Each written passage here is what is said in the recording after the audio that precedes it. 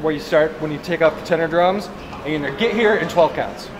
We're gonna see what our pathways need to be. Okay, go back to N.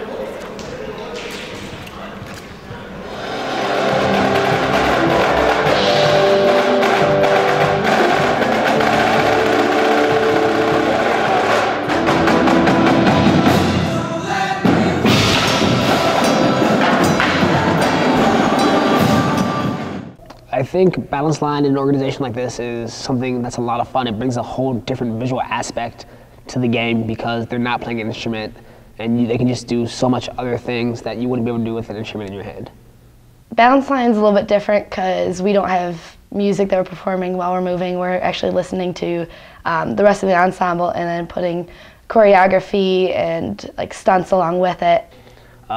Show's called Balance, so we have a lot of things that requires weight sharing between partners.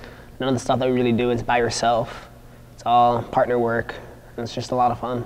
A lot of our practice time this season in Balance has been spent just trying to come up with these poses. So we get inspiration, from the internet, like Google and there's something called acro yoga, which we got a lot of our inspiration from. Acro yoga, it's like acrobatics mixed with yoga, so it's like more than one person, like weight sharing and doing all this other crazy stuff. So that's where we try and get our inspiration from, and I think a lot of our poses are pretty cool in the end. So I like it. Mainly, it's like the acro yoga, and some of it's just original stuff that we're just like, hey, it's playing around with it and working around it, and if it works, it works. Sometimes you have things that you're like, oh, this would be really cool, and it fails miserably, and others, you're like, oh, that won't look cool, and it ends up actually being one of the coolest moments. One of the ideas that we have is you make a gong, and then you take two people, and you put somebody in the middle, and then somebody jumps on top of them, and they swing down, so it's like a pendulum.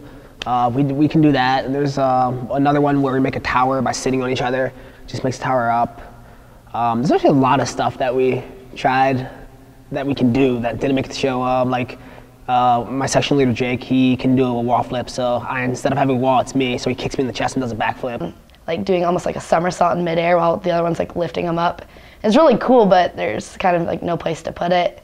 But then we've had other moments where we're like, oh, let's like have this person go into a handstand, and then they'll go into like a back bend or something, and then this person will do this over them, and it ends up like someone smashes their face in. But there's one stunt that I get to do where I'm with Stephanie, and honestly, it's ridiculous. I just go upside down and stay there for a while, but it's just one of those moments that I'm sitting there and I like can't breathe the entire time I'm doing it, but it's just awesome feeling when I get done and it's like, okay, I did that the entire time, I'm good, and keep going on.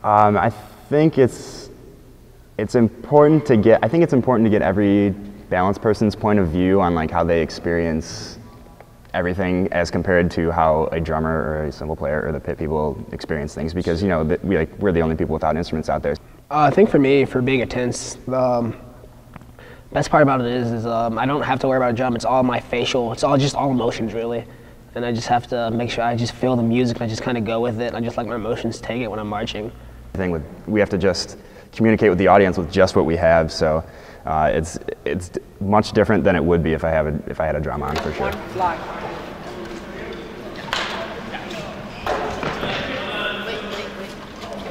You have to stay here until. Hey there, doing individual runs here with the section leaders, working on individual accountability.